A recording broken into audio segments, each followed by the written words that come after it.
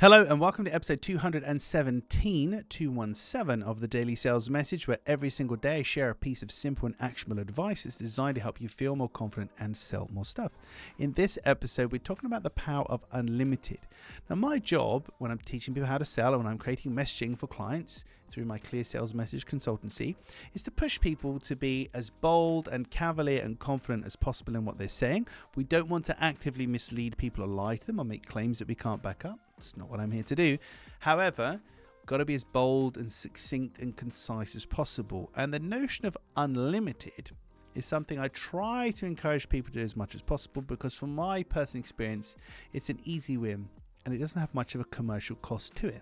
I'll give you a real world example. In my Clear Sales Message consultancy, I work with clients on an unlimited timescale and an unlimited iteration basis. I give them as many concepts and ideas as they can physically stomach.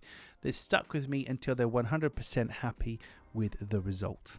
It's completely unlimited. Now, as a buyer, that sounds really attractive because we are aligned in terms of our motivations. I'm here to make sure you're happy, and you know that I'm stuck with you until we get that point and you sign off the project. That's attractive as a buyer. As a seller, sounds super dangerous, doesn't it? God, how many millions of calls and emails and texts and ideas and things am I going to have to do? Surely this is a risky proposition. Well, it's not. I learned after maybe the first 20 to 30 or so Clear Sales Messages, I realized that most of my clients only needed 2 or 3 calls at best, maybe 4 or 5 if they were really unsure. There was a natural limit to these things. By calling it unlimited versus saying up to 5 calls or up to 5 iterations, which sounds limited, and we're thinking, hang on, I'm paying you all this money, and if you don't get it right in 5 iterations, I have to pay you more money. How does that work? That's a conflict of interest.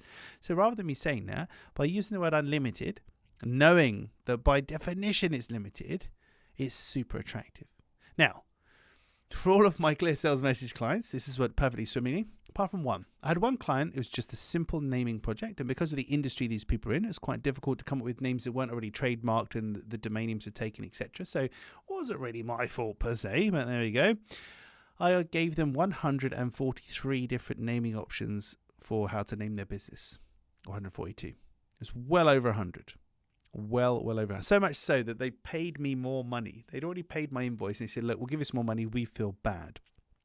And I said, well, that's great. I'll take your money. Thanks very much. But you don't have to do it, because this is the deal. I work to an unlimited timescale, unlimited iteration basis. You are stuck with me until you're happy. And so they were. They were stuck with me until they're happy, and I got the result for them. But that's one project out of all of the projects I've done. And in the end, they paid me more anyway, and it wasn't really an issue. So the moral of the story today is, where can you, in your business, can you use the term and the notion unlimited? You've got to do your commercial kind of awareness on this and make sure you're not opening yourself up to something. Make sure it's a commercially viable decision. But in the same way, when you go to an all-you-can-eat Chinese, you can only really eat 3 or 4 bowls before you're violently going to be sick because you just had too much. There is a natural limit to most things. It feels attractive because you're like, unlimited buffet, yes, okay, you're going to rue the day you met James Newell, here we go. But there's a natural limit to everything. So as long as it makes commercial sense to your business, and it does for me because I noticed the pattern of how many calls and iterations it took, and wasn't really that many, describing things and offering things is in an unlimited capacity versus a limited capacity, funnily enough, is a lot more attractive for people. Right, that's it for this episode of the Daily Sales Message. Tomorrow in episode 218, I want to talk about clues. There are clues all over the internet, just waiting for you to find them, about how to articulate your offering and how to better sell what you sell to people. But we'll talk about those clues tomorrow. In the meantime, if you haven't already, hop on over to sellingconfidencescore.com. That's sellingconfidencescore.com. There is a 20 yes/no question online quiz. You'll be asked questions across 4 main areas of selling, and it will spit out an out of 10 numerical figure for how good you are at selling overall, and it will break it down into those 4 individual areas so you can see where you're performing well, where perhaps you're not performing as well, and it will give you a personalized action plan to improve your performance. It's completely free. Takes 2 minutes, and it's at sellingconfidencescore.com. Thank you for listening or watching all the way to the end. I do appreciate it. I'll catch you tomorrow for a mysterious edition full of clues here at the Daily Sales Message.